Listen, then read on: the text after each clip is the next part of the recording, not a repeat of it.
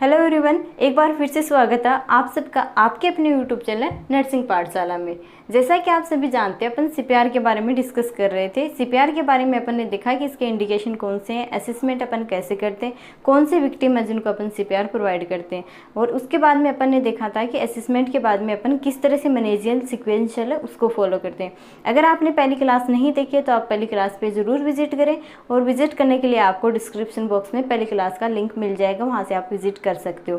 और आज अपन बात करने वाले हैं सीपीआर में डेप्थ कितनी देते हैं, अपन वेंटिलेशन और कंप्रेशन रेशियो कैसे रखते हैं, जो कि डिपेंड करता है डिफरेंट एज ग्रुप पे। तो आज अपन डिस्कस करने वाले हैं एज ग्रुप के अकॉर्डिंग अपन किस तरह से वेंटिलेशन देते हैं, कौन सा मेथड काम में लेते हैं, कैसे अपन हैंड की पोजीशन रखेंगे। तो आइए जानते हैं सीपीआर के बारे में।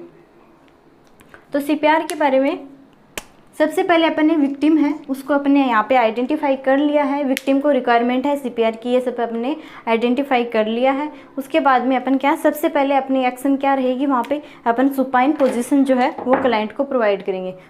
पोजीशन कौन सी प्रोवाइड कर रहे हैं यहाँ पे अपन, सुपाइन पोजीशन। सुपाइन पोजीशन क्या होती है, जस्ट यूजुअली अपन क्या है, जो भी विक्टिम है उसको फ्लैट सरफेस पे लेते हैं। जो फ्लैट सरफेस जो होती है वो अपने पास में क्या है, कुछ इस तरह से बॉडी एक्सिस के साथ में फ्लैट होता है, ठीक है। वो अपन सुपाइन पोजीशन वहाँ पे प्रोवाइड करेंगे। सुपाइन पोजीशन अपन वहाँ पे क्यों प्रोवाइड कर रहे हैं, पर्पज़ क्या है सुपाइन पोजीशन यहाँ देने का। तो सुपाइन पोजीशन यहाँ देने का पर्पज़ ये है कि अपन फर्दर इंजरी है उसको प्रिवेंट कर सके, इसलिए अपन यहाँ पे सुपाइन पोजीशन देते हैं। फर्स्ट इंडिकेशन अपने पास है कि फर्दर इंजरी को प्रिवेंट करने के लिए अपन यहाँ सुपाइन पोजीशन देंगे। और सेकंड अपने पास में इंडिकेशन इसका ये है कि अपन जब भी कंप्रेशन करेंगे, वेंटिलेशन देंगे, तो जो विक्टिम है उसके लिए भी ईजियर होगा और जो रेस्क्यूअर है उसके लिए भी ईजियर होगा। इसके लिए अपन यहाँ पे सुपाइन पोजीशन प्रोवाइड करेंगे, ठीक है। सुपाइन पोजीशन अपन ने देख लिया, पोजीशन अपन ने देख लिया कि सबसे पहले अपन पोजीशन दे रहे हैं। पोजीशन कौन सी दे रहे हैं, सुपाइन पोजीशन। और इसके बाद में क्या करते हैं अपन, जो सिस्टम है उसको एक्टिवेट करते हैं। फर्स्ट अपन ने विक्टिम को आइडेंटिफाई किया है, उसके बाद में उसको फ्लैट सरफेस पे लिया।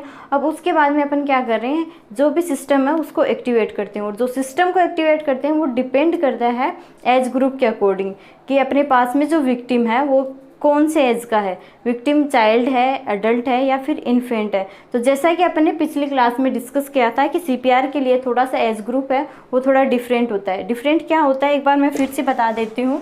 अपने पास में 3 क्राइटेरिया थे एज के लिए। फर्स्ट अपन इन्फेंट की बात करें तो इन्फेंट कब तक कंसिडर करेंगे, अप टू 1 ईयर तक के बेबी को अपन यहाँ पे इन्फेंट कंसिडर कर रहे हैं। सेकंड क्राइटेरिया अपने पास में क्या था, वो था चाइल्ड का। चाइल्ड अपन कब तक कंसिडर कर रहे हैं, जो बेबी है वो 1 to 8 ईयर के लिमिट में आ रहा है तो उसको अपन क्या कर रहे हैं, चाइल्ड कंसिडर कर रहे हैं। थर्ड बात करें अपन एडल्ट की, तो एडल्ट क्या है यहाँ पे 8 ईयर और मोर देन 8 ईयर के जो चाइल्ड है उसको अपन एडल्ट में कंसिडर कर रहे हैं। ध्यान में आपको ये रखना है कि यहाँ पे एडल्ट किसको मान रहा है, 8 ईयर और अबव 8 ईयर के जो भी विक्टिम है उसको अपन एडल्ट मान रहे हैं और उसको एडल्ट की तरह ही ट्रीट करेंगे। ये थोड़ा सा स्पेशल पॉइंट है सीपीआर के बारे में जो आपको पता होना चाहिए। अब अपन बात कर रहे हैं कि डिफरेंट एज ग्रुप के अकॉर्डिंग कैसे अपन वेंटिलेशन कर रहे हैं, कैसे अपन कंप्रेशन कर रहे हैं और कौन सा मेथड काम में ले रहे हैं। तो इसके लिए अपन बनाएंगे एक टेबल और टेबल के थ्रू अपन कंपेरिजन करके पढ़ेंगे तीनों एज ग्रुप में, ठीक है। आइए अपन सबसे पहले एक टेबल बनाते हैं और टेबल में अपन कंपेरिजन करेंगे तीनों एज ग्रुप का, कि कौन से एज ग्रुप में अपन को किस तरह से वेंटिलेशन देना है, किस तरह से कंप्रेशन देना है, कितनी अपने को डेप्थ रखनी है, कितना अपने को वेंटिलेशन देना है। तो ये बन गई है अपनी टेबल, जहाँ सबसे पहले अपन बात करेंगे जो भी अपनी एक्टिविटी अपन परफॉर्म करने जा रहे हैं उसकी, उसके बाद में अपन एज ग्रुप के अकॉर्डिंग इसको डिवाइड करेंगे।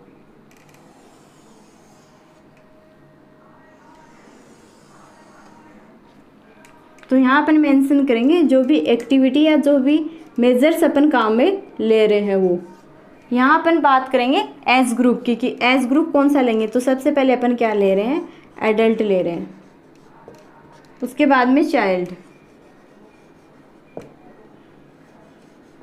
और उसके बाद में इन्फेंट। ओके, एडल्ट कब तक कर रहे हैं अपन, 8 ईयर और मोर देन 8 ईयर जो है उसको अपन एडल्ट बोल रहे हैं यहाँ पे। चाइल्ड 1 to 8 ईयर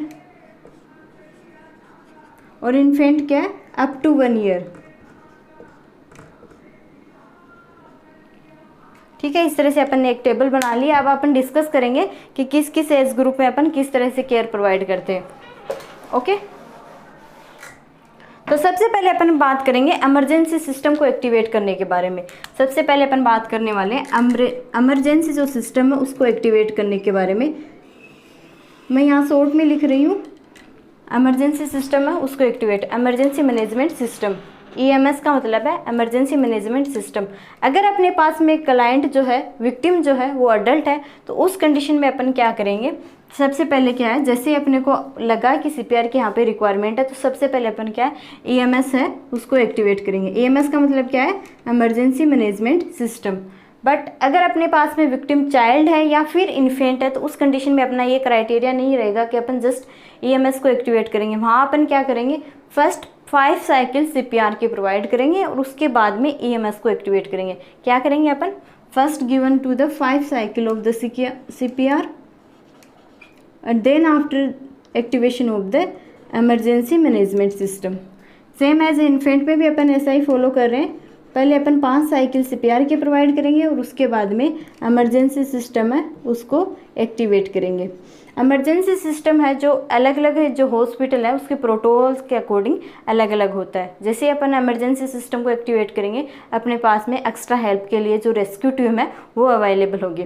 ठीक है, यहाँ अपन ने बात कर ली इमरजेंसी सिस्टम को एक्टिवेट करने की। अब अपन बात करेंगे कंप्रेशन के बारे में। तो कंप्रेशन के बारे में अपन जैसा कि पहले डिस्कस कर चुके हैं, कंप्रेशन के लिए अपन को सबसे पहले असेसमेंट करना होता है सर्कुलेशन का, और सर्कुलेशन के लिए अपन कैसे असेस करते हैं, पल्स रेट के थ्रू। तो फर्स्ट अपन बात कर रहे हैं पल्स रेट। तो पल्स रेट अलग अलग एज ग्रुप के अकॉर्डिंग जो है वो पल्स रेट चेक करने की जो साइट है वो अलग अलग है। बात करें जब अपन एडल्ट की, तो एडल्ट में अपन जो है वो कैरोटिड पल्स है उसको असेस करते हैं। किसको असेस करेंगे, कैरोटिड पल्स को असेस करेंगे। बात करें अपन चाइल्ड की, तो इसमें अपन क्या कर रहे हैं, या तो ब्रेंकियल पल्स को असेस करेंगे या फिर फ्यूमोरल पल्स को असेस करेंगे। बात करें अपन इन्फेंट की, तो इन्फेंट में अपन क्या है, ब्रेकियल पल्स को असेस करते हैं। ठीक है, एडल्ट में अपन कैरोटिड पल्स असेस किए, चाइल्ड में या तो अपन ब्रेंकियल ले रहे हैं या फिर फ्यूमोरल ले रहे हैं, और इन्फेंट में अपन ब्रेकियल पल्स ले रहे हैं। क्यों कर रहे हैं अपन, इन्फेंट में अपन क्या है, कभी भी कैरोटिड पल्स है उसको असेस करने की कोशिश नहीं करेंगे, क्योंकि वहाँ पे सुप्राक्लेविकुलर फेट डिपॉजिट होता है इन्फेंट में बहुत ज़्यादा। वहाँ पे अपने को क्या है, कैरोटिड पल्स है उसको आइडेंटिफाई करना बहुत ही मुश्किल होता है। तो यहाँ पे अपन डायरेक्ट टाइम वेस्ट किए बिना ब्रेंकियल पल्स को असेस करेंगे। ठीक है, नेक्स्ट अपन बात करते हैं कंप्रेशन के लिए कंप्रेशन की साइट की। ठीक है, अपन ने यहाँ पे पल्स को असेस कर लिया है, उसके बाद में अपन क्या है, कंप्रेशन साइट की बात करेंगे। कंप्रेशन साइट भी डिपेंड करता है एज ग्रुप के अकॉर्डिंग।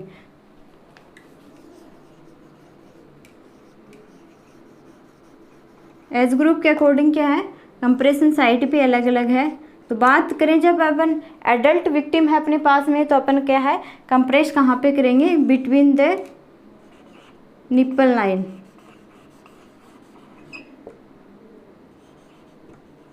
सेम एज अपने पास अगर चाइल्ड है तो भी अपन कंप्रेशन जो है बिटवीन निप्पल लाइन ही रखेंगे।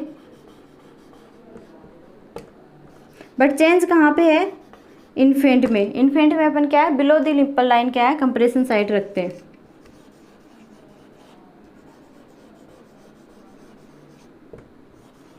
इसको आप कुछ इस तरह से समझ सकते हो, जैसे कि अपना क्या है, विक्टिम का स्टर्नम है,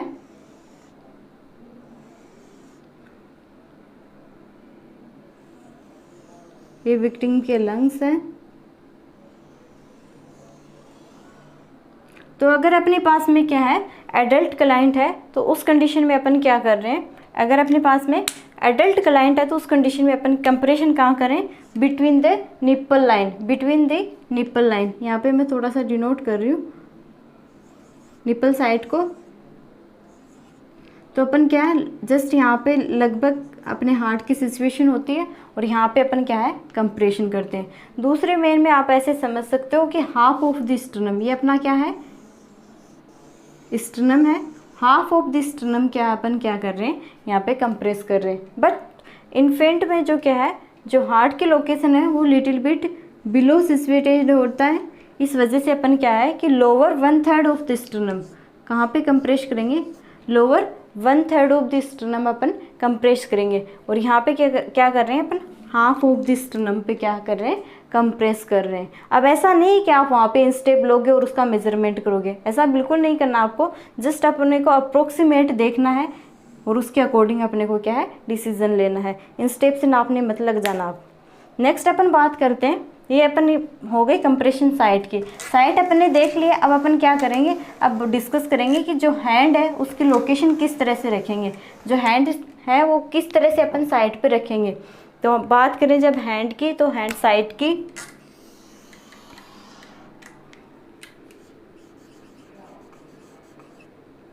हैंड के यूजेज की।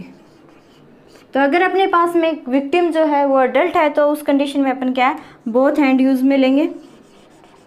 बट अगर अपने पास में चाइल्ड है तो उसमें अपन 1 हैंड यूज़ में ले रहे हैं, ओनली 1 हैंड यूज़ लेंगे। बट अपने पास में इन्फेंट है तो उस कंडीशन में क्या है, अपन 2 फिंगर ही यूज़ में लेते हैं, या फिर अपन थंब भी यूज़ ले सकते हैं।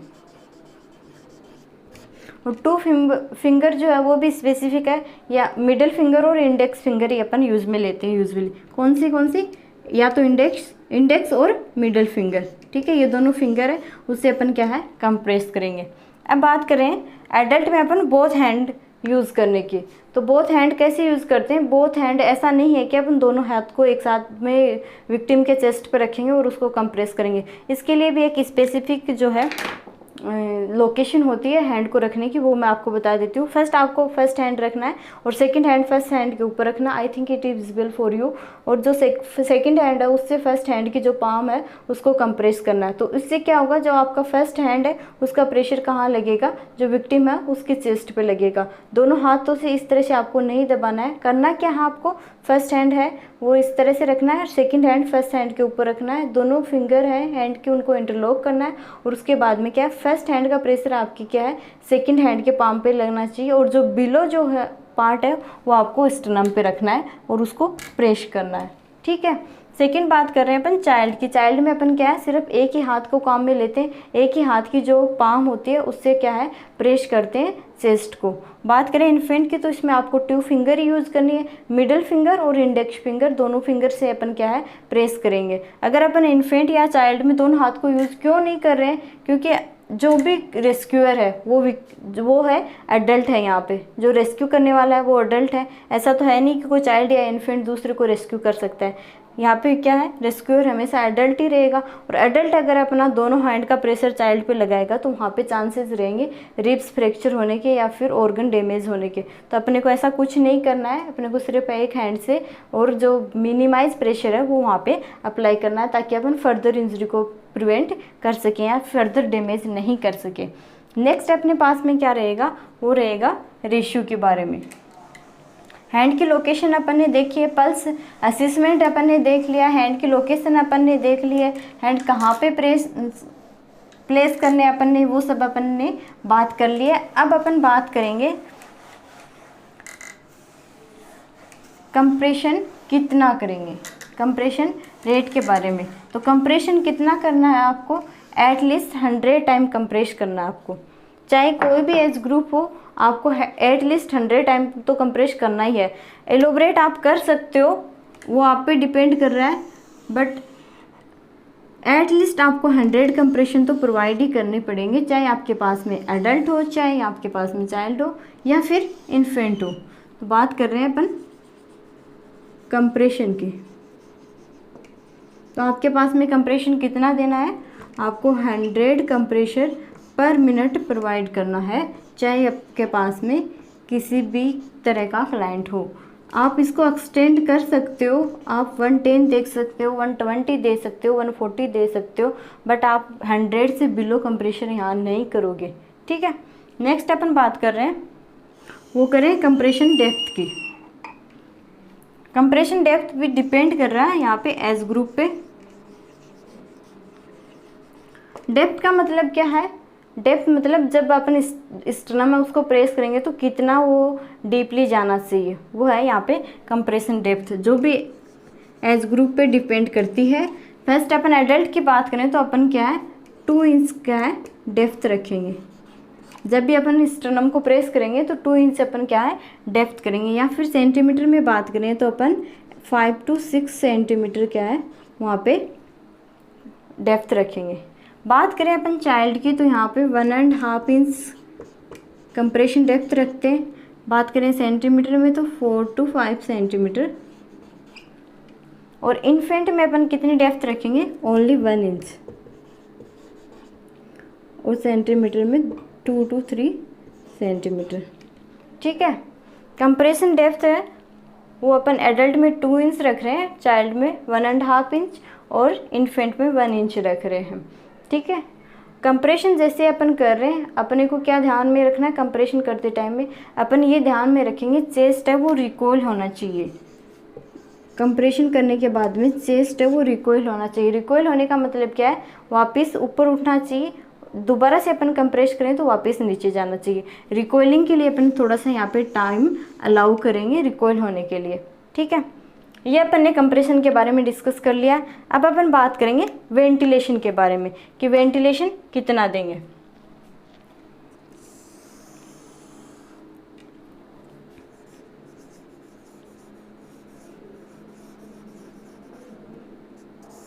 वेंटिलेशन क्या है, जो भी अपन आर्टिफिशियली रेस्पिरेशन दे रहे हैं क्लाइंट को वही अपना क्या है यहाँ पे वेंटिलेशन है। तो वेंटिलेशन कितना देंगे अपन, अगर अपने पास में एडल्ट है तो अपन at least 8 to 10 breath per minute ventilation देंगे।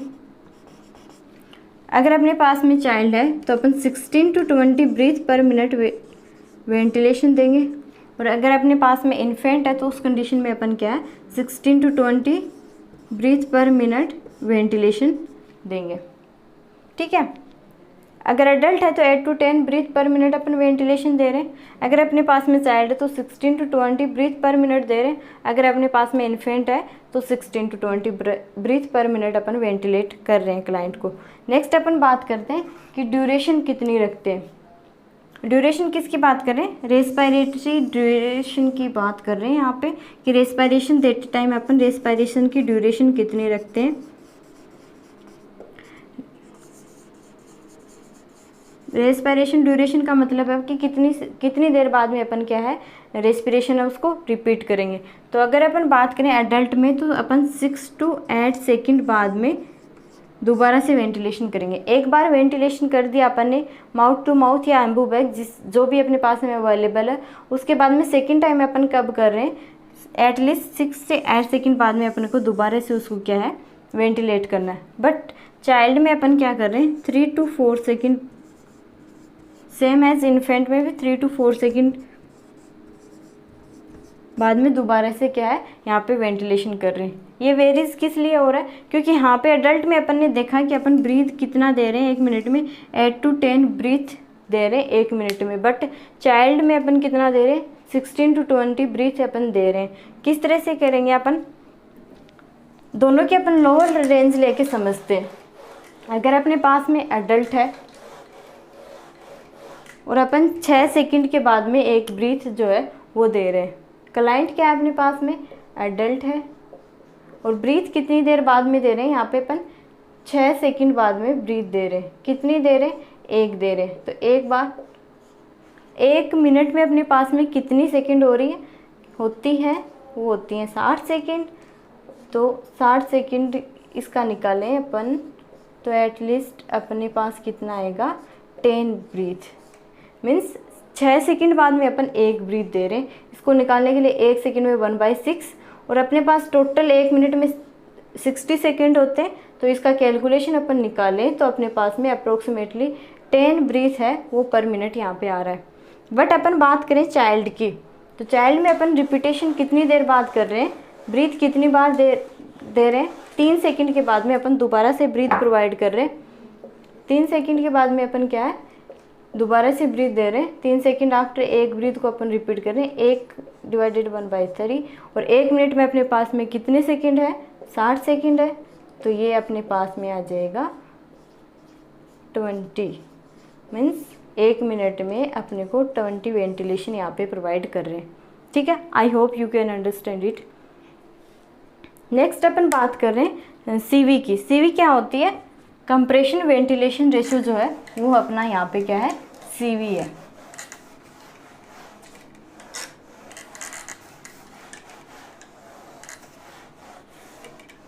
तो CV भी डिपेंड कर रहा है एज ग्रुप पे, और सेकंड फैक्टर ये डिपेंड करता है रेस्क्यूअर पे कि आप रेस्क्यू करने वाली टीम में एक मेंबर हो या 2 मेंबर हो, इस पे डिपेंड करता है। तो देखते हैं क्या है CV।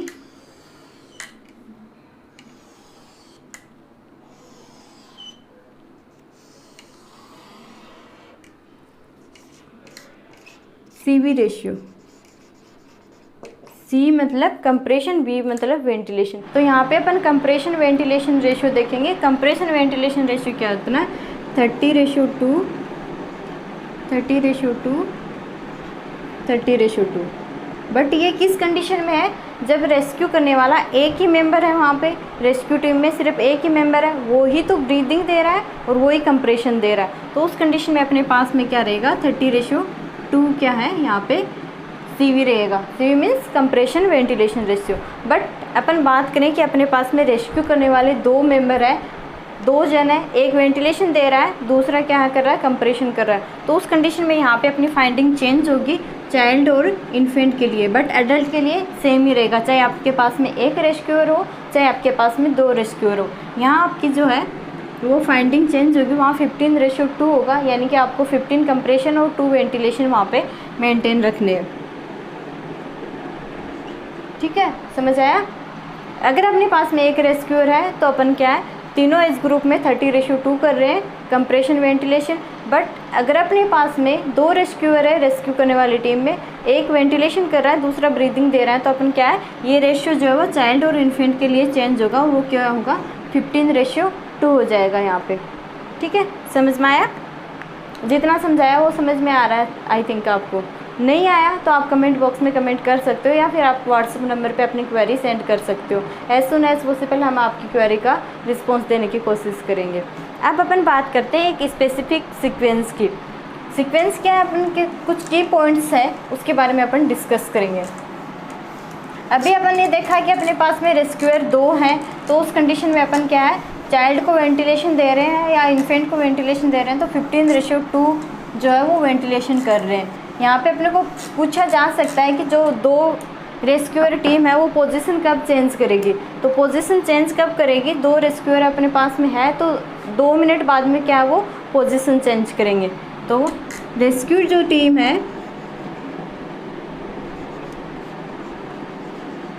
वो 2 मिनट बाद में क्या करेगी, पोजीशन चेंज करेगी। पोजीशन चेंज करने का मतलब है कि जो वेंटिलेशन दे रहा है वो तो क्या करेगा, कंप्रेशन देने लग जाएगा, और जो कंप्रेस कर रहा है वो जाके क्या करेगा, वेंटिलेशन देने लग जाएगा। ये टाइम जो है आपके पास में दूसरा ये हो सकता है कि 5